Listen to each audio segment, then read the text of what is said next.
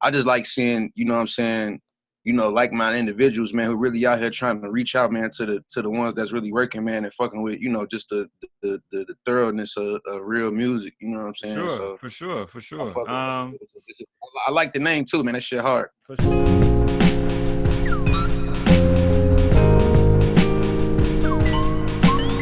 Yo, welcome to Beers and Bars, your place for rapid fire hip hop discussion and, of course, great beer.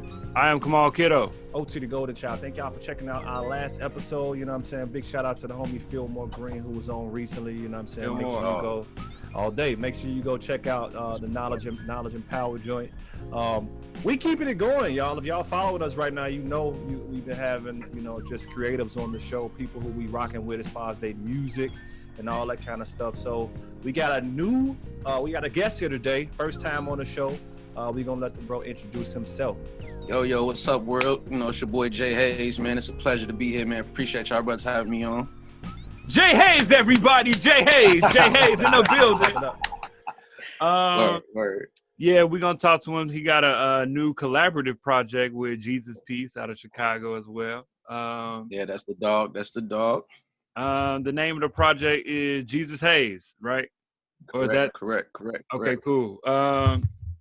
So we're gonna talk about that project. We're gonna talk about some of his other work, what he got going on, what he got coming up.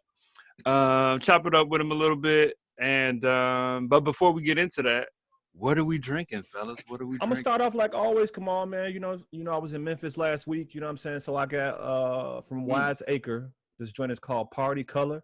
This is their flagship beer, you know what I'm saying, a joint that they've been holding down for a while. It's an Italian-style Pilsner made with Hallertau Blanc hops. I think I had one of these, but I don't remember what it tastes like, but I know it was like super refreshing. I'm going to tell you the truth. I had one when I was in Memphis, and I was already kind of tipsy when I had it, so... True. You know what I'm saying? I don't really remember. Didn't even matter at that point. Yeah, man, but you know what I'm saying? Shout out to Wiseacre down in Memphis, you know what I'm saying? They doing their thing. Cheers to them. Cheers to them. Word up. You want to go, Jay, or you want me to go? No, I thought I was going to go. I mean, if you want me to go, I'll go ahead, you know what I'm saying? Let them know, you feel me? Go ahead, man. Go ahead. All right, well, I know this Beers and Bars, man, but I ain't I'm taking it a little easy this week, man. So right now, you know what I'm saying, a nigga sipping on a little Raisin Cane sweet tea, you know what I'm saying? True. From the finest establishment uptown, you know what I'm saying, on Clark Street, you know what I'm saying? You can go up there and get you some, you feel me? It's real refreshing, you know what I'm saying? A hot summer day, you sweet tea yourself, man, you Gucci, you feel me? On some shit like that, you know? That's what's up. You know. I like that. All right. We can end it out with me, man. I got Pipeworks Brewing. They got the pop and can art right now. This is Lizard King versus the Cryo. King versus the Cryo.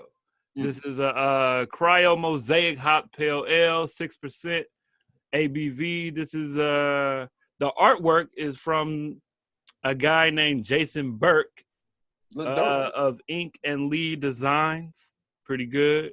But yeah, man, another one, Pipeworks Brewing. I've never had this. This will be my first time having it right here on the show.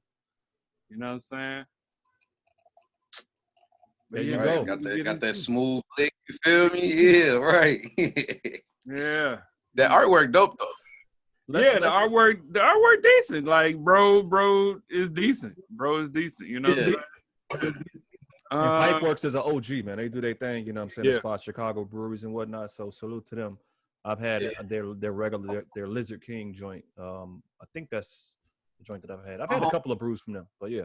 My homie AM Early Morning, man, we had a pop-up, Mike Terra threw it, you know what I'm saying, but we had like a pop-up show for the project when it came out on the 20th, and I was in the hollering at AM, man, and he put me on some joint. I forgot the name of it, but it damn near looked something like that can, but it was a little different, had like a little summertime feel to it, but that shit was fire though. Like, I ain't gonna lie though. Like, it was busting. I think it was like infused with it's like some cannabis drink type of beer. You know what I'm saying?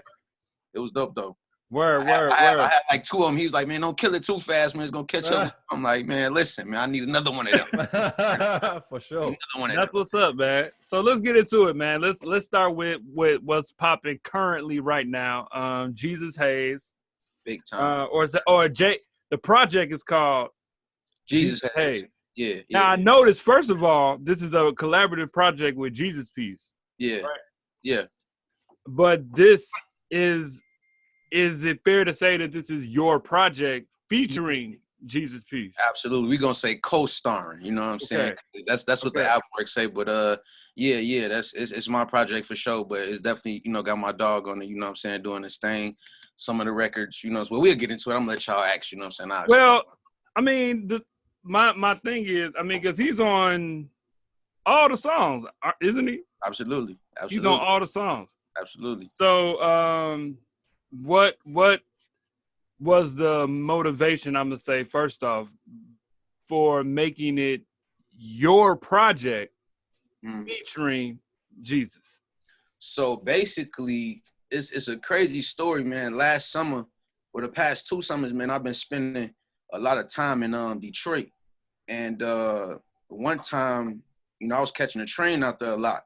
And one time I was on the way back to Chicago. You know, everybody wearing masks and shit, so you can't really see who. But I thought I knew a face, you know what I'm saying? And it was bro. He was, you know, he's on the train. Once we got on the train, I synced it was him.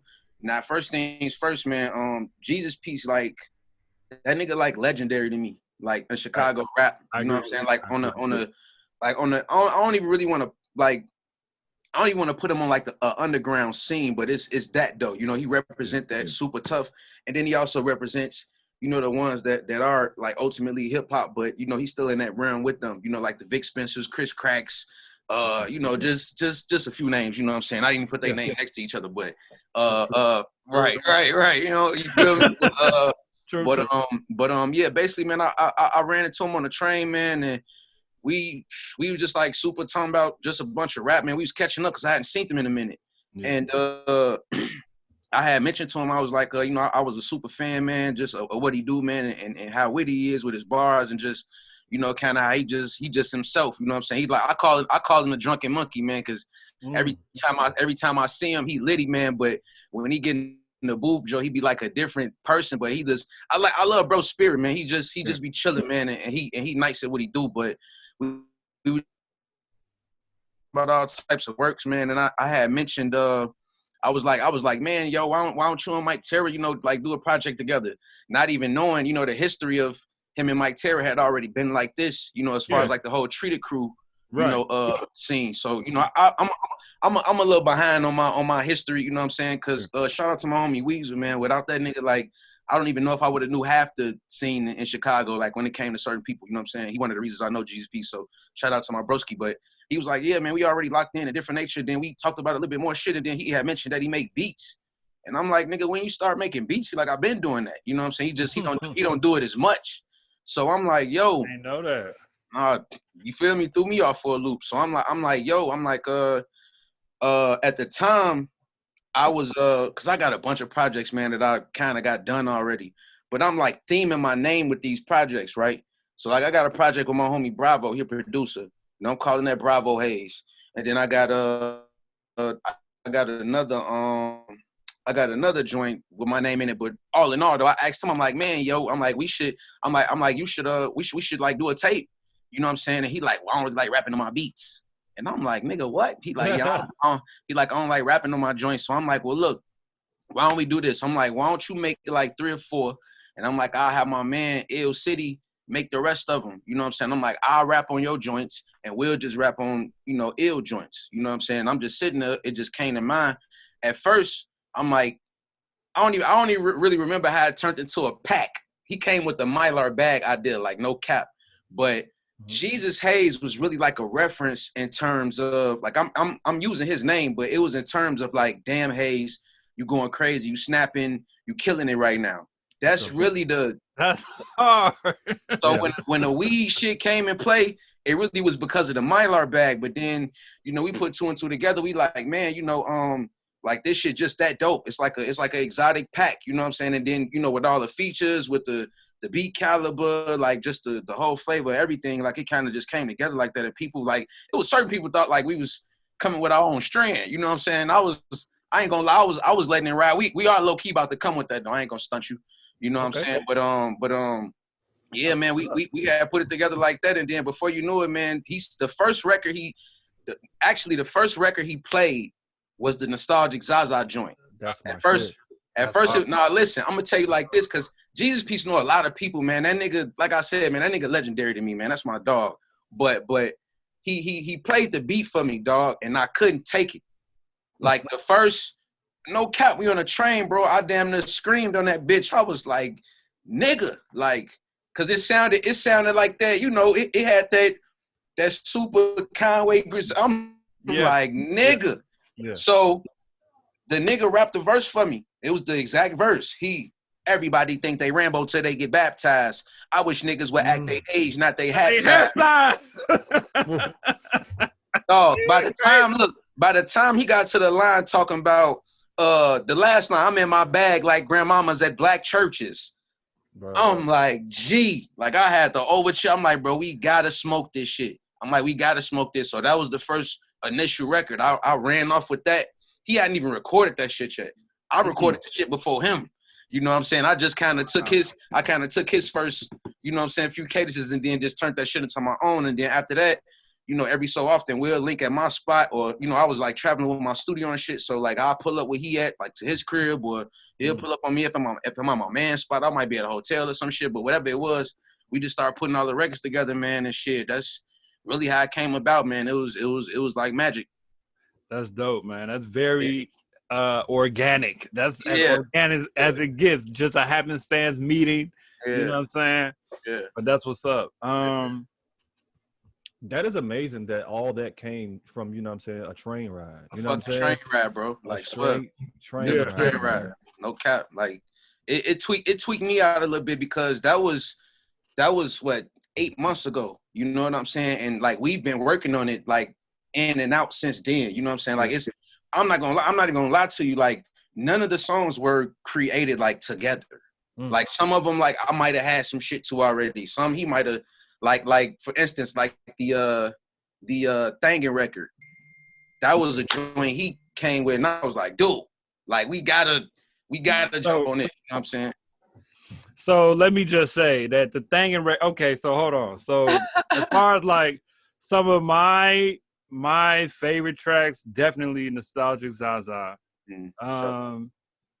The Bars, and I'm gonna come back to that. Sure. Jerk flavored ramen, and I'm gonna come back to that. That's the one. Jungle Juice interlude, and I'm gonna come back to that. You coming back to every song you mentioned? I know, right? Thangin', yeah. And I felt like I knew Jesus Peace had something to do with that concept, because that sound like his work. You know what I'm saying?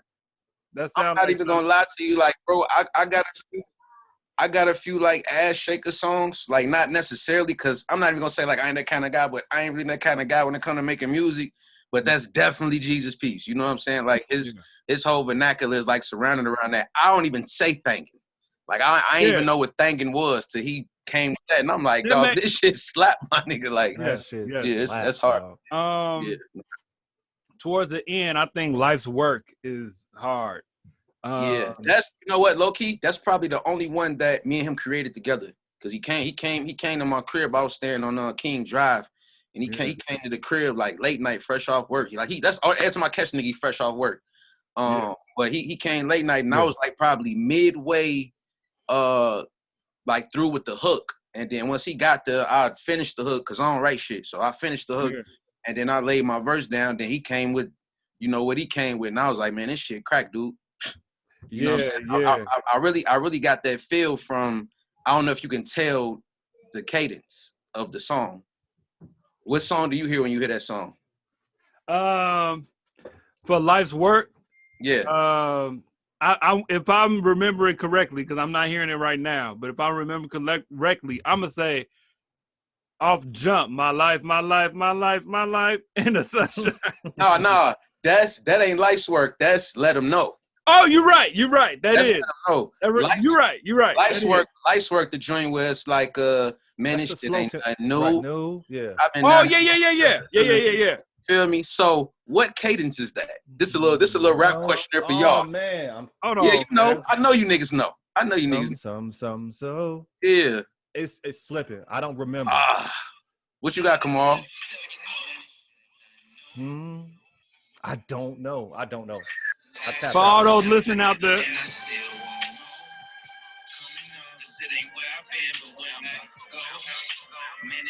Oh, you got it. Oh, you don't got it. I don't got it. I don't. Pause it, Kamal. Come on, we Tell failed, me, G. man. Just Give tell it to me. us. Give it to us. Me and you. You.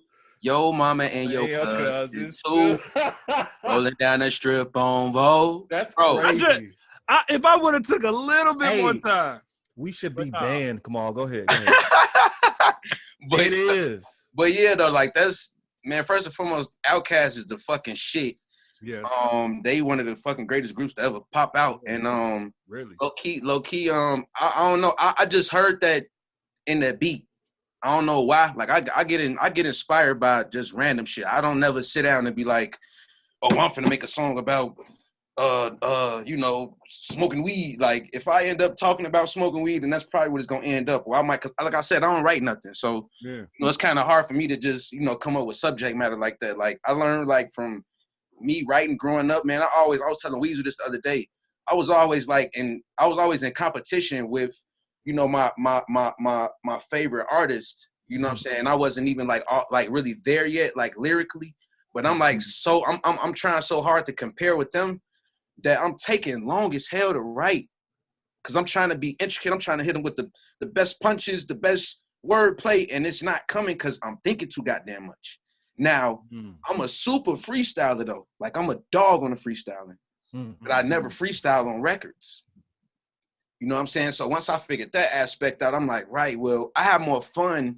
And I see why some artists just go straight in there and get busy because they don't really got the time to be trying to, you know what I'm saying, like, you know, compile their brain up, you know what I'm saying, with all these different thoughts trying to, you know what I'm saying, compare instead of just having fun and doing them. Because everybody is like almost mimicking somebody, like this art, you know what I'm saying? It's going to be like that. But like, you know, once I figured that like part of it out, man, I don't even, like I told Weezy, man, my stomach started turning when I get to looking at the notepad now. You know what I'm saying? But like, let me ask you a question. Were you writing on Reset? When you still writing? That's 2018. No, I was about to say, like, I was writing on Reset. No cap. Okay. I was Here's writing. the thing, why I asked that, because I do feel like, and I like Reset, but now I feel like you're more free, like with the flow and whatnot. You know what I'm saying? Yeah. Like you was really rapping on that joint, right? Yeah. But now I do feel like, you know, like this joint, and even the No Love joint. You know what I'm saying? You had it's fun. You know what I'm saying? Like you. No love was no right. Yeah. Me and Finny just kicked it on that joint. You know what I'm saying? But yeah, that was it. I definitely did a lot of writing on Reset though, for sure. Come on, go back to what you was trying. Where you put a plug in it on some of them songs. Well, yeah, because I actually want to get in on Reset too, because that takes me back to another song. But the bars, I gotta ask, the flow, the cadence that y'all got on the bars. Who came up with that? Who decided? Who started that? You know what I'm saying? Because I think, did Jesus start that song and then you come in? I kicked it off. Okay. But we legitimately was like all sitting right here. And like usually the microphone be right in my face. You know what I'm saying? Usually be sitting right here, but I had just unpacked my shit from being out of town. I had just got back from Miami, but nevertheless, first and foremost, shout out to my homegirl, Jae Haze, cause Shorty Beastie. Yeah. I came across her off of Illinois radio. I seen her, you know, do the ill freestyle or whatnot that they do at the end, and like I couldn't take it. I'm like, dude, like I don't know. I mean, I know it's some female rappers out here that's like coming like, you know, per se like how we, you know, coming on music as far as like hip hop shit, but I only know a few, you know, like No Name Gypsy, Freddie O, so Mother Nature Bars and them. It's a few, but it's not a lot. I came across that, my nigga, and she was on that sound like Foxy Brown or somebody. I immediately jumped in Illinois Jones inbox like, gee, who is that? He like, this Jae Haze. I'm like, dude, you got to set that up. He set it up. We exchanged numbers. when I finally got a chance to catch up with, I went to grab her from her crib, brought her over here, and we cooked up like 2 or 3 joints. Jesus Piece popped up, and I ended up playing that record because my nigga Ill City made that record. And shit, we didn't know what we was gonna do. I just had her sitting right here, and I'm like, man, I think it'd be dope if, you know what I'm saying, we kind of just threw on the record just cause she can spit. Like she heavy on the bar, so shit, the first line that came to my mind is like, nigga, this shit on the floor, like Good Copper from Empire. And shit, we ran from that when we just started doing the back and forth shit. You know what I'm saying? That was dope. That was dope. Your verse on jerk flavored ramen. I felt that, G. I felt that. I wrote down some of the lines. And now I don't know where they at, man. But that your flow on that joint, I was feeling that joint. I appreciate it, man. That was another Jesus Piece record that he came with because he had that shit laid already, and I couldn't take that record either. I'm like, dog, this shit cracked. We gotta go. Yo. Now, Jungle Juice interlude. Did you come with that? So I came with the singer. Shout out to my homie Tyreek. I know him. He a singer, but he an actor and shit. You know what I'm saying? He a young cat, but he dope as fuck shit. Yeah. And so Jesus Piece thought this was like even before we got there. Jesus Piece was like, man, you know, it'd be dope if we make an interlude like with just somebody just like riffing, like no talking. Well, he did the talking because that just came about after when Tyreek sent me the record back and we was like, nah, this nigga went. I ain't even expect him to go that crazy, but I knew he. So once he sent that back, we was in the studio with Doc, like doing the like mastering and shit, and Jesus Piece just stood up like, man, I gotta talk some shit on him. I'm like, that'd be hard. Once he started talking, I'm like, yeah, that's it. But now he came with the concept like, man, we should just make it, because don't nobody really make interludes no more anyway, and that's corny. It's not really corny, but it just be like, man, the essence just damn near almost gone, man. It's like it's almost out of here outside of the people who really still care about, you know what I'm saying, the kind of music. I make everything, G, but that's really that's where I came from. Like we all came from, I'm sure y'all did too. We came from that like golden age of hip hop. You know what I'm saying? When it was really, you couldn't be considered a fucking rapper, my nigga, if you wasn't coming with that shit. You know what I'm saying? Like writing your own shit, you know, coming original, like, you know, hard punchline, just everything. So he was like, yeah, man, we should just make an interlude, man, with just somebody singing on it. I mean, not even singing, just riffing on it. So I found Tyreek, and Mr. E came with the beats, and that was that, for real. Like, you know what I'm saying? I just told Tyreek, man, do whatever you want to do and shit. That's what he came up with. To be honest with you, I don't even know what that nigga's saying. I don't know. All I know is baby. Like, all I know is the baby part. Like, and then the ooh, like, I don't know nothing after that. Like, you feel me? But yeah, he got off on that joint. Well, here's why I asked, did you come with it though? Because just listening to some of your other work. Yeah. Reset. Now, first of all, Reset is very polished. I was telling OT the other day, like, dang, Reset a lot. This joint is crisp. It's polished. It sounds like it sounds like it should be in stores. Like, like this is clean sounding. Yeah. And it's a lot of soul on it too. It's a lot of love. Yeah. You know what I'm saying? Yeah. But even more so directly on the No Love joints with it. And you really be getting in your bag as far as the love songs go. You know what I'm saying? The relationship songs. Yeah, like low key, I'm gonna tell you like something significant about No Love. Like me and Fendi developed a relationship because I'm single. So me and at the time Fendi was single. We developed a relationship off that shit. Like just we at his stool one day. This 2 summers ago, and because you know the one that y'all heard is the deluxe version.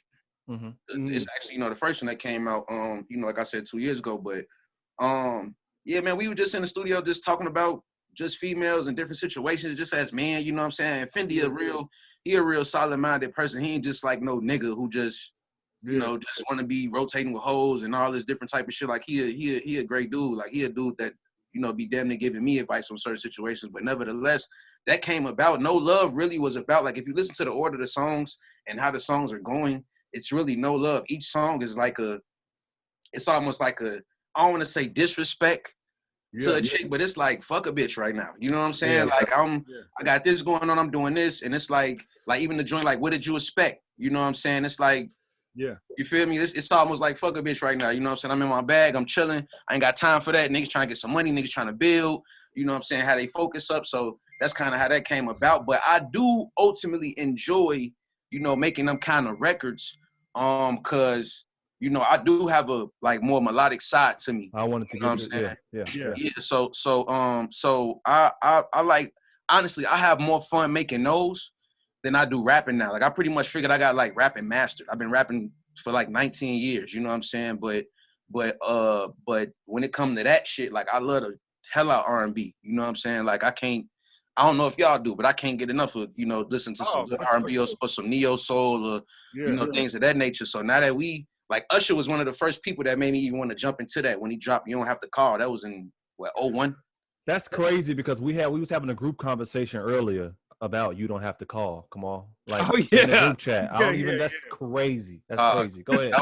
That was like it was 01. It was, yeah. It was definitely 01. Like, and that's when I started rapping too. So it was like they was almost like, you know, coinciding with each other. But I don't know, I listened to that song so many times, dog, to the point where I was like, damn nut, my phone going off. So many times I was damn near like, you know, self-teaching myself how to sing a little bit, like how to carry a note just based off that record. And then once I ran into my homie D.O., this was like in 2008, he was heavy on doing that, like always making songs, singing and doing different things like that. It wasn't like he was blowing, but he was kind of getting his point across. He didn't necessarily like have the melodic voice, you know what I'm saying, that I was coming with, because all these years I've been like, you know, listening to this Usher shit and other things and singing that shit too, you know what I'm saying? So but like, yeah, man, I enjoy the hell out of making them kind of records, man, and that's kind of like, you know, my next venture, you know what I'm saying, if you will. And I think like I said, I think I got rap pretty much mastered, man. It's nothing that I can't necessarily touch on rap, but that's my next challenge though, you know what I'm saying? As much as I enjoy making it, and those songs are easy for me to make too, but it's like I kind of want to, you know, really like capture that shit, because, you know, them that's some of the like best feels that be coming to me. You know what I'm saying? I can see that for sure. Yeah, I was good. Yeah, because me and Kamal was talking before the show, and I was like, man, yo, he got like a nice, like that melodic voice. Like a lot of people, you know, of course, rap and R&B kind of, I don't want to say meshing, but a lot of people try to have melodies on, you know, within their flows. R&B ain't nothing but slow down rap. Right. To me. Yeah. And shouts to niggas like Drake and Tory Lanez too, because I've before them niggas got I don't even want to swing. I speak on Drake. We knew when Drake dropped, a lot of people was not on fucking Tory Lanez, my nigga, in 2010, 2009. Like when he dropping these Chicks tapes, you can't find the first Chicks tape nowhere except YouTube, and don't nobody even really know about that joint. Like, but I was a heavy advocate for that man, Drake. You know what I'm saying? And what's some other cat? Sorry the Kid. It was just a few niggas, man, who was coming with that savvy, and I'm like, they going crazy. And you know the main thing, man, sex sell, bro. Like, you know, I never wanted to be like no superstar rapper. I still don't. You know what I'm saying? I just want my cult following. You know what I'm saying? I want people to just resonate with what I do, man, and like what I do. Like I ain't really, if it happened like that, it happened like that. But I also know, like, over time, just looking at people's situations and how certain people like got in that light, you know, it's hard for them to like kind of just live regular life. You know what I'm saying? Not to say even with this shit, like, cause you're gonna always be busy, but like when you get that superstar status, my nigga, that shit's stressful.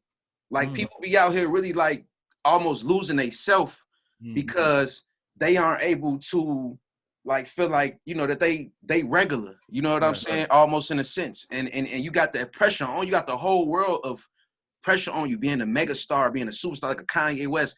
Man, Kanye ain't just go through all that because it's OG passed. Granted, she was with that man every step of the way, but that superstar shit, crazy. Eminem, my boy can't even step outside. Yeah. You know what I'm saying? I don't mind if I'm, you know, famous or popular or whatever, you know, paparazzi run up, you know, all the time. But man, I can't even go out with my family. I can't even go to Starbucks and, you know what I'm saying, get a mocha latte, man, without 50 million people running up behind me, because I ain't gonna want them motherfuckers. I'm gonna want to go back in the crib, man, and jump in the truck or some shit. You know what I'm saying? So yeah, man, like I ultimately, like, for sure, like, you know, love doing a melodic shit, man. I got some shit coming out with that though. Like, no doubt. Yeah. Hey man, keep going with that. I mean, Yeah. It sound good. It's I appreciate it. It's like, man, I thought I really thought that's what you were already kind of developing anyway. You know what I'm saying? Just listening to Reset and the No Love joint. It's like, yeah. Especially the No Love. Oh man, he in his bag right now. This is like so the first thing I heard was the Gzus Haze joint. You know what I'm saying?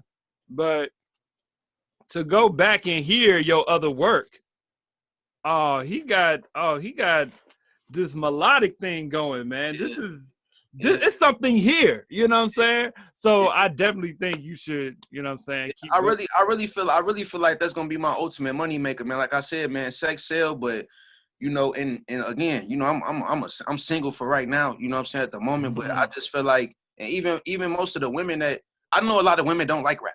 Let's just put it like that. You know what I'm saying? The only rappers that they really like and they never miss, J. Cole, Wale. Them two niggas that never miss. Wale don't ever miss. Now, if Wale come with some What's regular... Up, I don't know. You don't like Wale. I just like, Oh, man. Look, listen. Now, J. Cole, all right. But I agree. He for the women, though. I'm going to be all the way 100 with you, dog. Like, Wale really can fucking rap. But when it comes to... Like, it's certain records I heard, I wasn't thoroughly impressed with Wale. It's like, come on, fam. Like, I know you way better than that. You know what I'm saying? Like, even when J. Cole, they had that little dispute between them two, and J. Cole said something about him, then he made that record, and it was crazy. If he was that Wale all the time, then we'd have a problem. But you feel me? With him being the other Wale of the years, like I said, he never missed. Every time he drop a female song, that bitch out of here. It's gone. And then this nigga a lightweight poet. You know what I'm saying? Like, you feel me? Like, he old... You know what I'm saying? Shakespeare ass nigga, you know what I'm saying? He really grabbing the attention of these women anyway. So, you know what I'm saying? That's why I'm saying that nigga never miss. But they ultimately be making them kind of records too, man. And I rock with those. Super tough. Word. I got a question. So we recently had Weasel on, you know what I'm saying? Facts. My boy. Yeah, how did you guys kind of connect, you know? I know you guys recently had, was it the Little People joint, right? Yeah. But I know you guys have probably, you know, how did you guys, you know, first connect and whatnot? What's your relationship with Weasel? I met Weasel through, this was over 10 years ago. Like 11, 12 years ago. I met Weasel through my homie Murph Dilly. Murph was working at A-List Studios. Yeah. And you know, he was doing this thing, and I forgot really how they met, but at the time Murph was this matter of fact, this is before Murph was at A-List Studio. Weasel got him at A-List. Murph was staying with me. We staying together. And, you know, he's recording out of my crib all the time, you know, doing this 1-2 like that. And then he ended up, I don't know, somehow, some way running into Weasel. I don't think I was around. I think Weasel had just got out. Yeah. Yeah, just came home. I used to be in and out of my crib. I ain't never used to even be in the house. Murph used to be there all the time just doing him. I came home one night, and it was Weasel. This one, you know, bro got the glasses on. He and low-key, not even looking like he phone and none of that shit, you know what I'm saying? And then I don't even know the history of who this nigga is. You know what I'm saying? Like, cause if you know the background, then you know what I'm saying? So, you know, it went from there, and I think Weasel had came, and me and Murph was like cutting hella records, man. And Weasel had came to a show me and Murph had did. And I think it was a song we did called Better Watch Your Bitch or some shit like that. Mm-hmm. But no, it was Wild Out. It was a record called we did called Wild Out. We had the show, and I don't even know how the verse go no more, but I spazzed pretty much. I guess bro was like thoroughly impressed because Murph had never said nothing to him about me. Mm-hmm. You know what I'm saying? He just knew about Dilly. So when he seen that, he like, right, who is, you know what I'm saying? Who is this? And after that, one day, I don't even really remember everything like verbatim, but one day I was at the nigga crib. We was all kicking it. I think everybody had kind of stepped away, and me and Weasel ended up like on his back porch. And this was like our first encounter, you know what I'm saying? We was playing some beats. And like I said, I'd be freestyling crazy, and he was like on the same type of time.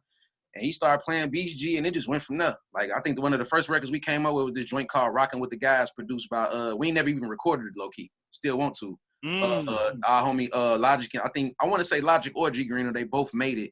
But yeah, that was like one of the word. Yeah, that's the dog. You know what I'm saying? Shouts to him. But yeah, we came up with that, man. And ever since then, bro, like he came with that Ram movement.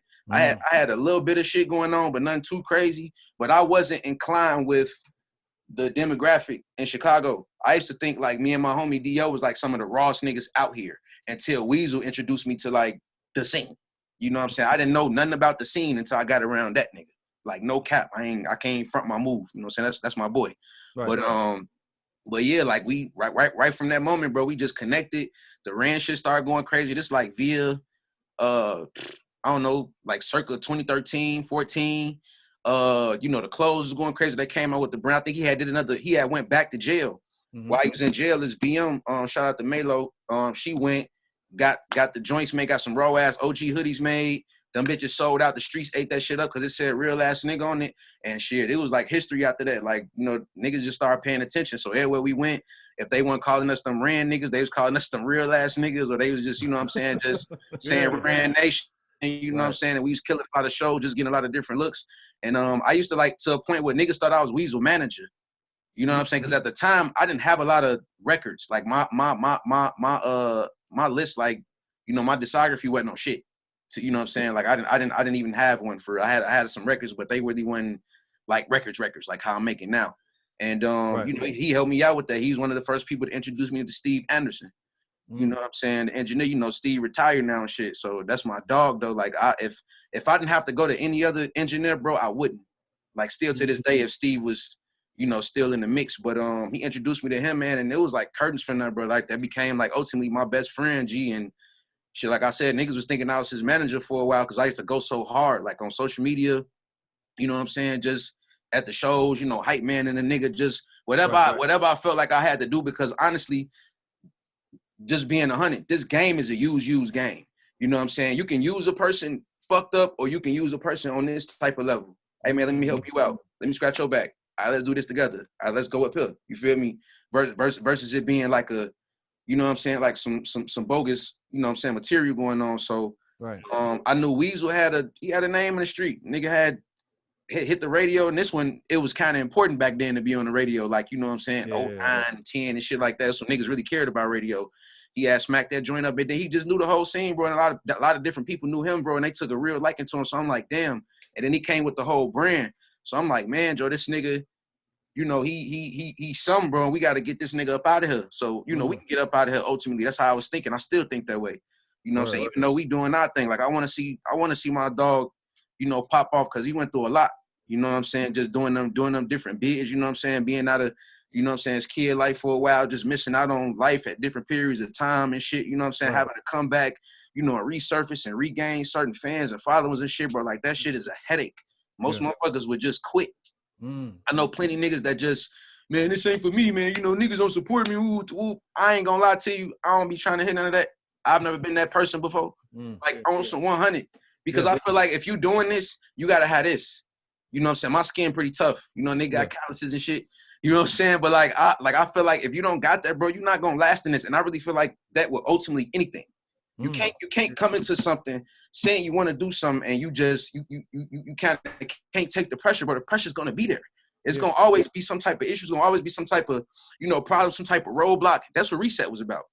Outside of me starting over and moving to Atlanta, Reset was about for me to tell people, like, it don't matter what's going on, my nigga. You gonna run into roadblocks. Rich people have rich people problems. There's still problems. Broke people have broke people problems. There's still problems. Middle class people have problems. They're middle class problems, but you're gonna have issues, my nigga. Like, the whole point about it is you're gonna run into these roadblocks, but are you gonna keep going?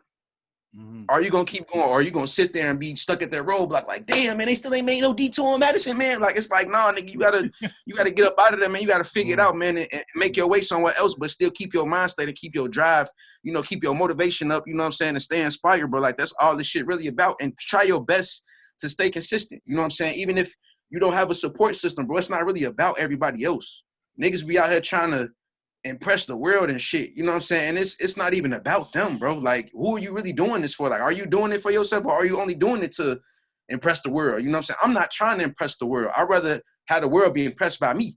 You know what I'm saying? On some shit like that. So, you know what I'm saying? That's really what that was about. But yeah, you know, that shit could be a headache. But, you know, like I said, salute the bro, man. He kind of was paving the way, man. And I want to see my dog, you know what I'm saying, pop off in a major way. And I know he is, you know what I'm saying? And like I said, he helped me out a lot, my nigga. Like, that's, we've been locked in, and it's gonna stay like that. We 10 years deep, my nigga. I've never I've never worked with nobody this long, this close, this consistent, this not giving upable, if that's a fucking word, you know what I'm saying? Like, it's just, we just been hard body, bro. And you know, that really be my motivation, bro, to not stop. And every year, bro, since then, bro, we grow a little bit more. Bro. It's like, I don't know if y'all seen that meme where they got the two cats, like, chipping at the dirt. You know what I'm saying? And the one cat, like, this close to getting the big-ass diamond, then he turn away, and the other nigga, you feel me? He's like, nah, you gotta keep chipping at that shit, bro. That's all it's about, bro. I don't know nobody in their profession, whether they're a doctor, a lawyer, an athlete, that wasn't doing it for more than 10 years until they got it. You know what I'm saying? Anytime I record my niggas, not to even like prolong this, but anytime I record. Look, I'm enjoying you preaching. Keep preaching. For sure. Like anytime I record, you know, I record myself. I watched The Last Dance, right? It's major reasons why I watched The Last Dance, though. Like, not only did Michael Jordan have to, like, go through this whole journey, like, of, you know, being from being this kid who, you know, ultimately grew up in a competitive household, you know what I'm saying? But it's like when he got to a point where he getting to high school, you know, he getting cut from the team and he coming back, it's just like the nigga never stopped. When that nigga got to the league, you know what I'm saying? Like, even, it's just, I don't know, it just, each part is just, it touched me differently, bro, because it's a growing stage, like, where he just was flourishing and people knew what he was gonna be. Like, off the back, the people that really knew, like the coaches and, you know, different players that he rotated with, like, they knew that Michael Jordan was gonna be Michael Jordan one day. You know what I'm saying? So I look at that and I don't even have the volume on. I just have it on mute now. I just synced it like 30 times, my nigga. Like, I ain't gonna lie. Like, and I still look at it now, bro, because and that's what really had got me going. Like, when I really started getting into, like, not writing and shit, I'm just looking at this shit, dog, like, because it's touching me in so many different ways, bro. Just the whole storyline, how they keep going back and then moving forward and then going back and moving forward. It gives you more understanding. But I ultimately look at movies, documentaries, and other things of that nature for messages. I don't just look at it to be like, oh, shit. Like, I just watched the Nas documentary, the Illmatic joint last night. You know what I'm saying?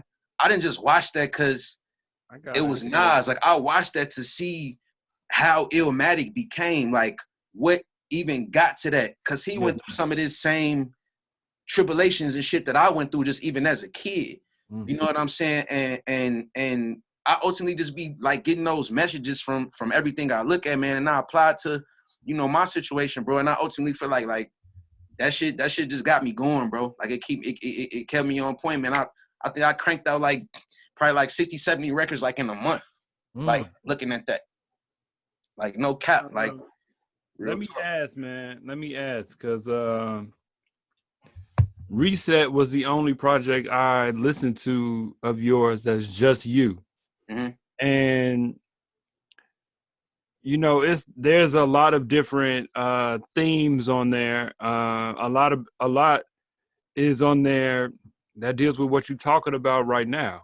And you are very passionate, obviously, about how you feel about the game, how you feel about, you know, different things. How do you approach your solo projects that you have coming up, that you have in the past, versus how you approach your collaborative projects where you have to share ideas, you know, with someone else? Well, as far as, like, you know, my first joints I was doing, my approach was really just, you know, I'm trying to pop out. Like, my first additional project was No Idea. That was my very first project. I dropped that in 2016, September. It was called No Idea because at the time, you know, me and Weasel, so I met Weasel like, 2012. So that was so that's 4 years later. I had accumulated records. Like, by this time I had you know what I'm saying, I had some joints going. It's called No Idea because I didn't know what the hell I was finna do. You know what I'm saying? That's why everything all over the place. Nothing really is sonically, like, you know, having a message. You feel me with it? And you know, all them records was really random. I just put it together because I'm like, you know, I finally got, you know, a body of work. And honestly, like, I went crazy with that. Like, I did all my, you know, my own promo. I did my first show, like, for the actual release show. I sold out of all my CDs, T-shirts. I probably checked like maybe $2. You know what I'm saying? That was my first time as an independent artist even doing something like that. And I didn't even expect the turnout to be that way.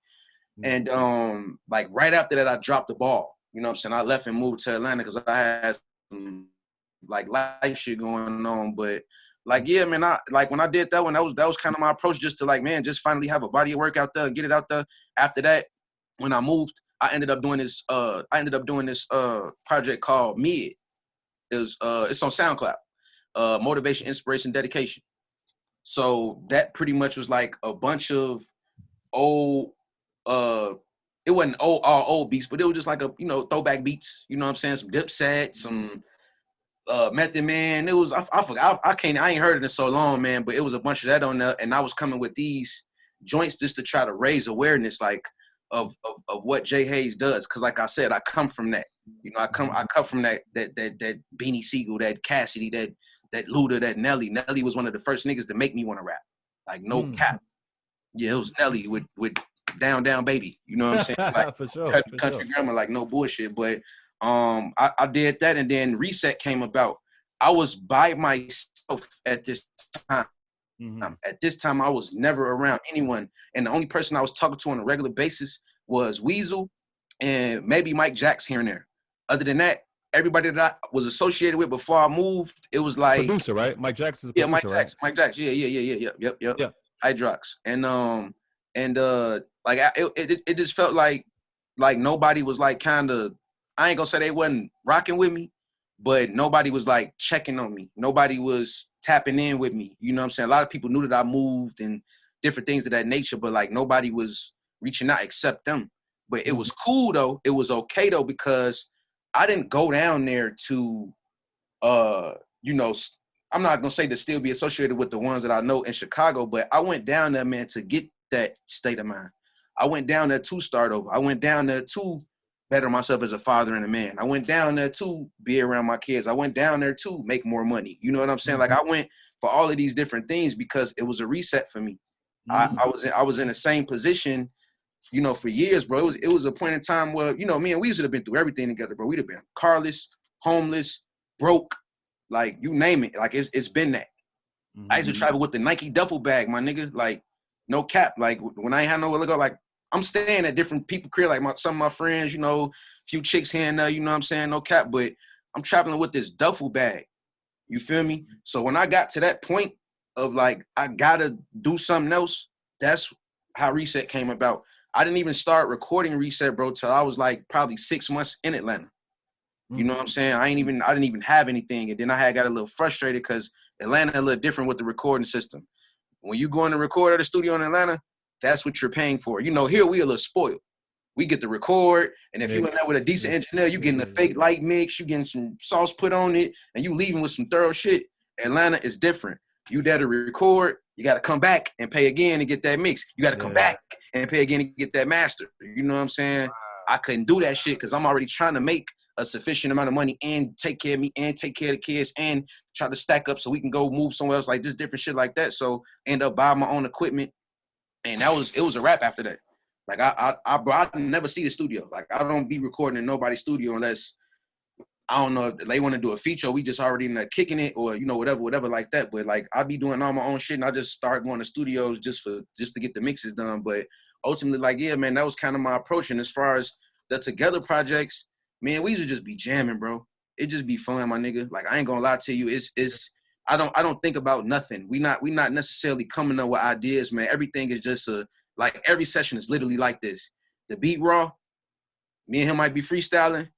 He might say some significant shit that catch my ear. I might say something that catch his ear. That might turn into a hook. Or sometimes I might come up with a melody. Weasel a super wordplay, wordsmith ass nigga. Like he crazy. Like I remember I had to ask this nigga. I remember I heard Drake ask Lil Wayne. Like this was like at the, like almost when Drake was like getting that, he asked Lil Wayne, like, man, dude, how do you come up with this shit? Yeah. You know, I don't even know what Lil Wayne told the nigga. I think he just told like, man, just go crazy or something, you know, Lil Wayne answer. You know what I'm saying? And I asked Weasel, I'm like, dog, like, how do you like, because the only nigga I know that was, not the only nigga, but one of my favorite rappers is Fabulous. Fabulous got this thing where he'll stay on one like subject matter for like 6 bars, you know what I'm saying? You can say something about fire hoses and, you know what I'm saying, wet like a hydrant and Dalmatian and like he'll stay in that. And Weasel a super dog at that. So I'm like, dude, how you be doing this? And then he looking at me like, nigga, I be looking at you like, nigga, how the fuck you come up with so raw? You know what I'm saying? But ultimately, that's how every session be, my nigga. Like we just being there creating, having fun, bro. And we don't even know where these song names come from. They just come up. It's never really like a thought out process. Well, like I said, we got to come up with some subject matter. You know what I'm saying? So yeah, that's pretty much how that go.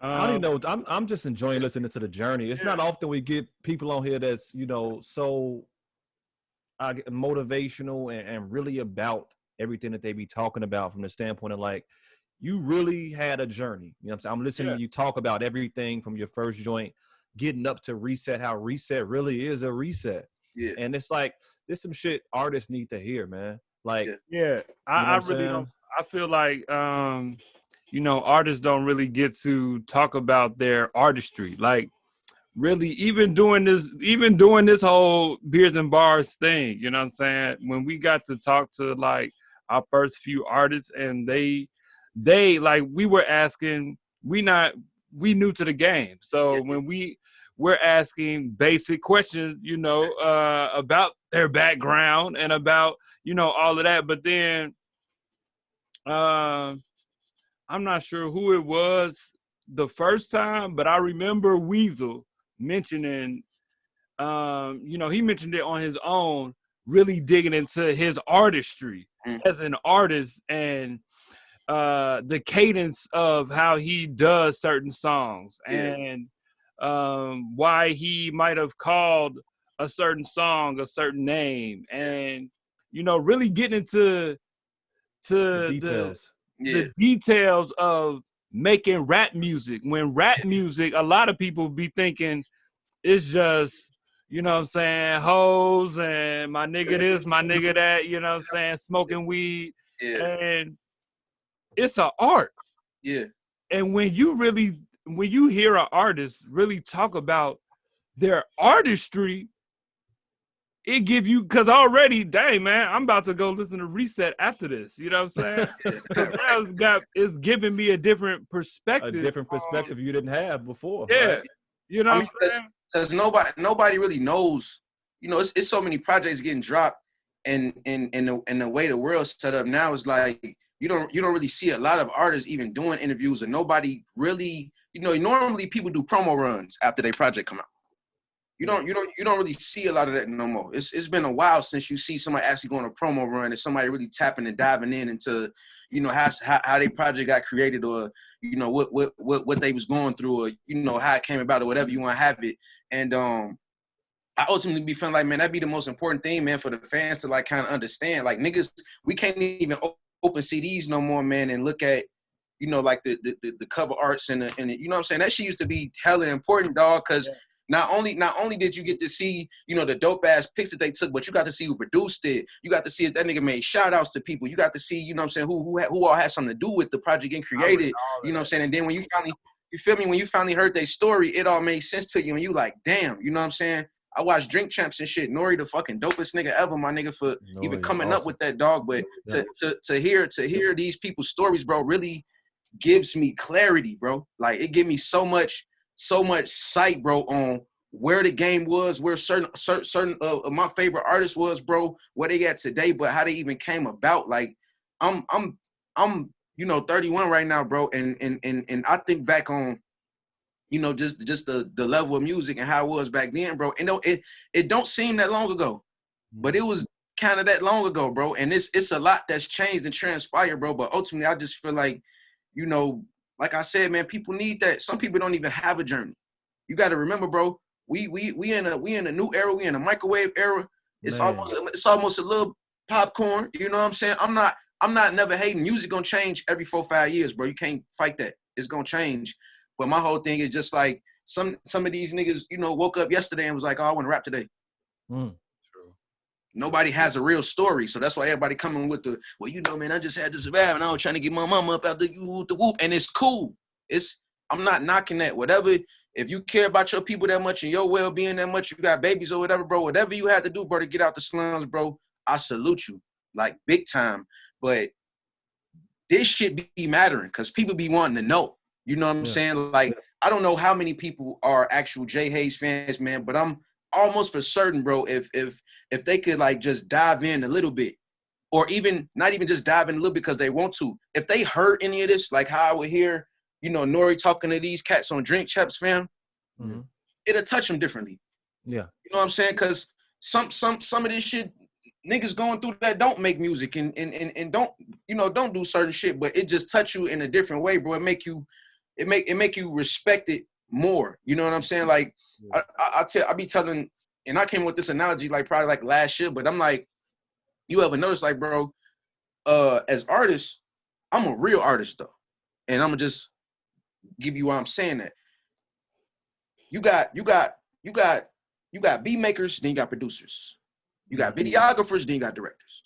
You know what I'm saying? You got rappers, then you got artists. See, as a rapper, you know, you just a rapper. You just care about how you coming, what you doing, and you can always like ball that paper up. You know what I'm saying? When you ain't feeling, just throw it away. As an artist, we're gonna talk about a real painter right now. You know, canvases cost a lot, right? You can't just buy a canvas and be like, oh shit, I fucked this up, I gotta throw it away. If you meant to make a vertical line first and you made a horizontal line, guess what you gotta do? As an artist, if you're a real artist, you gotta paint around that shit. It's almost like a tattoo artist doing cover-ups. You know what I'm saying? You gotta know how to work around that shit, bro, and make it look like you never even made that mistake. But that's the art in it. That's the real art in it. You gotta make it look like you never even made a mistake. It can't even bar right there. You feel me? It never was a mistake in the first place. Like that's how it gotta look. You know what I'm saying? Like, so that's why I appreciate, you know what I'm saying, those who have or do have a journey, you know what I'm saying, to tell. Cause like I would if people, even the people that was up on us, you know, a few years ago, because I don't know if they still follow us or whatever. It don't even matter at this point, man. That ain't. I want to appeal to everybody else. I didn't appeal enough to my peers and you know where I'm from. I want to reach out everywhere else, man, because the music got to resonate in other places. Period. But if they knew, like, what niggas had to like deal with and go through, they'll be set back a little bit. Like they'll be like, damn, y'all had to go through that. Like y'all was really fucked up when y'all dropped. Like. 100. What was it? I think it was it Trap and Grow? No, I don't think it was Trap and Grow. I forgot, but it was one segment, bro, where me and Weasel, bro, was terrible. But nobody ever would have knew. Nobody ever would have knew that niggas ain't had no car. Niggas ain't had no paper in their pocket. Niggas was just really putting these pieces together and making it look real good. You know what I'm saying? Because you know what they say, you fake it till you make it, but it wasn't shit fake about what we was doing. You know what I'm saying? This real shit. We just gotta dress it up, bro. Because we gotta appeal to those who we tell them like, oh yeah, nigga, I'm a rapper, you know, I'm Jae Haze or I'm Weasel Sam's, you know what I'm saying? I do this, that, and the third, bro. I ain't gonna sit up here and act like I wouldn't take nobody serious. They told me they was rapping, they wasn't looking like the par, because you know they talent might overshadow that. But me personally, I don't want to get around nobody, bro, and not look like Jae Haze. You know what I'm saying? Not look like I am who I am. You know what I'm saying? Like a female that don't like rap, like if CDs was still relevant, because back then niggas used to be on this. Nigga just walk up on somebody and just be trying to give them their CD, dirty ass shoes. You know what I'm saying? Looking crazy. Probably got shit all in their eye or something, no haircut. It's like, dog, you might be a little jag, bro, but you got to find something. You got to find something to grasp something, bro, to like clean you up a little bit and make you look a little bit more appealing, bro. You know what I'm saying? To make somebody like want to cop this from you. You know what I'm saying? Like, I'm just being real. You know what I'm saying? Ain't nobody never gonna catch me, even on my worst day, my dude. Like, I ain't gonna, like what my nigga Kanye say, man, I can't even go to the grocery store, bro, without some ones that's cleaning the shirt with a team. You know what I'm saying? Like, it's the material shit ain't important because I ain't super materialistic, but man, Joe, it just, you gotta look like what you do, man. Yeah. You know what I'm saying? You wouldn't let a fucking doctor operate on you if that nigga didn't look like a damn doctor. If that nigga looked at like, you know what I'm saying, Roscoe or some shit, like you wouldn't, like you'd be like, nah, nigga, you gotta slide. Like I can't rotate with that. But you know, that's kind of my take on, you know what I'm saying, that whole thing, bro. Like just having that background, bro, like really mean a lot, bro, and they add a lot of value, you know what I'm saying, and equity, bro, to your situation and whatever you doing, even what y'all doing. This new shit y'all doing, bro, but who the fuck knows, you know what I'm saying, later down the line, niggas will be looking at y'all like fucking Wallow and Gilly or something, you know what I'm saying? Like, not even a, you know, jack or nothing, but it is what it is, you know what I'm saying? It's, I don't know no podcast, no called Beers and Bars, and it's dope what y'all do, how y'all kick it off. Y'all kicking it off like, yeah, nigga, today we drinking that IPA, that, you know what I'm saying, that lager, whoop the whoop, you know what I'm saying? It's a attention grabber, bro. It's an icebreaker, cause bro, it's niggas out here who like drinking beers, you know what I'm saying, and nice ass glasses and shit, you know what I'm saying, like real talk. And then it's like the bars included, bro. You can't beat that, you know what I'm saying, like. So yeah, man, I that's really my take on that joint, G. Yeah, Before we head out of here, man, let's tell the people, you know, what's next. What's next for you? So my first official solo project this year, Haze the Maverick. That's coming out. It's gonna be produced by my homie Maverick Juwan. He with the ops with you know, Mike Terry and them. That's my dog. Shout out to him. Crazy.